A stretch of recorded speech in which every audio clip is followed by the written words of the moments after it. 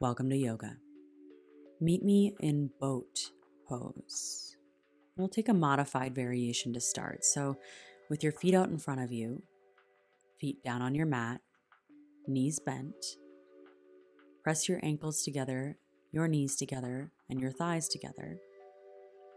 And grab onto the backs of your thighs as you straighten out your spine and lean back until you can feel a slight engagement in your core.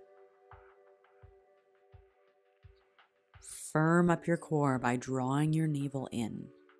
And for extra bonus points, lift your pelvic floor. Whatever you don't need, emotional, physical, mental tension, use it as fuel for your fire, fuel for your strength. And as you do all of this with the intention of growth, relax the muscles in your face. Soften your mouth into a subtle smile. You're in control. And if you're ready to take it a step further, gasoline on your fire. Lift your feet up off the mat. Stay broad through your chest. Strong and bracing through your core. Pelvic floor lifting. Gentle smile on your face. And if you want to take it one step further, release the backs of your thighs so that your palms face up. And ask yourself, what else can you let go?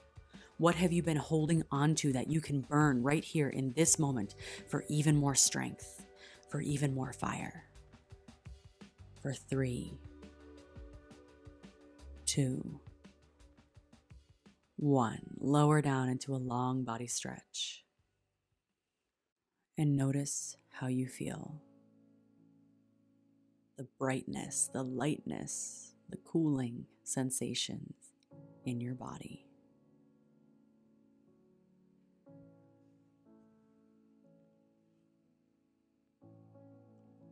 Just like a forest thrives with controlled burns, you can do the same.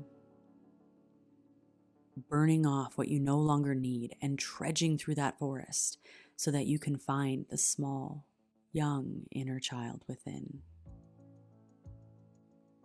The inner child is not just a concept. It is a studyable phenomenon where your body and mind matures as you grow. Your subconscious mind reaches peak around age 5 or 6. So your subconscious mind is your inner child. So in order to meet this inner child, you must invite this child to create a relationship through play. With that in mind, draw your knees into your chest. Grab onto your knees and begin to rock and roll the length of your spine and think play. Just have fun, rock around, be silly, make a silly face. Eventually, rock and roll front and back enough times that you can roll all the way up over your ankles and plant your hands, finding a forward fold at the top of your mat. Add a smile or a little chuckle. It's no big deal. Once you do find that forward fold, we're going to set up for crow pose, because what better way to play than in crow? So let's just take it easy and slow by just setting it up. With your feet somewhere near the middle of your mat, separate your feet a little wider than hip distance. Give yourself a lot of space. Deeply bend your knees so you can place your hands down onto your mat, shoulder distance apart, with your fingers fanned out wide, and then grip into your hands for strong yogi hands. Now, work on bending your elbows back towards your body, not out towards the sides.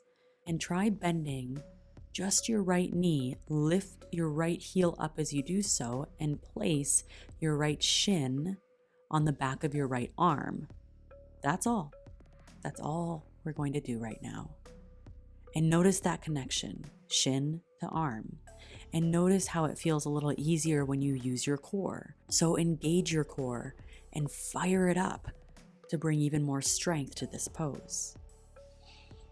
And then we'll switch sides. Lower your right heel down and lift your left heel up as you bend your left knee, placing your left shin on the back of your left arm. And remember, this is play, so add a little smile or a big smile and show your inner child that it's not about the destination, it's not about the final pose, but about enjoying the exploration along the way. So now lower your left heel down, and you can continue alternating sides if that works for you and your inner child, or you can lift both heels up, bend both knees, and place both legs on the backs of both arms. So you still have some weight in your toes. Set your gaze out in front of you with a smile on your face. Stay focused and calm. Ground down through your hands. Fire up your core. And you may be able to lift one foot up and then lower it back down. And lift the other foot up and lower it back down. And play with crow wherever you'd like to be, inviting play and presence and love and compassion into even this pose that without all of those things would be challenging and torturous and hard. The difference is play. And just so you know, it's all crow pose, not just the final posture. So go ahead and rest, shake out your hands, and find gorilla pose. As you stand on your hands, compressing all of the tiny little muscles in your hands and wrists, and commit to your inner child that you will keep this play and self-talk throughout the rest of your practice today and the rest of your trauma healing journey.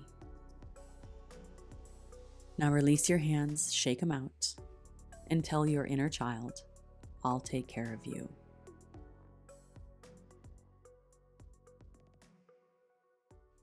From here, unroll all the way up to standing with a deep bend in your knees. Pull your navel in, let your arms hang heavy. Your head will be the last to arrive. Meet me in standing. With your hands together at heart center, ground down, feeling all the parts of your feet making contact with the floor beneath you. Stand tall with relaxed shoulders. Find your breath smooth and deep through your nose, deep into your belly, and close your eyes.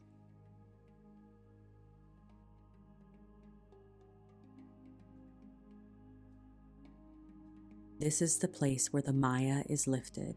Maya in yoga is a veil that makes you feel separate from everyone and everything, but as you lift the veil, you understand that we're here together in this moment.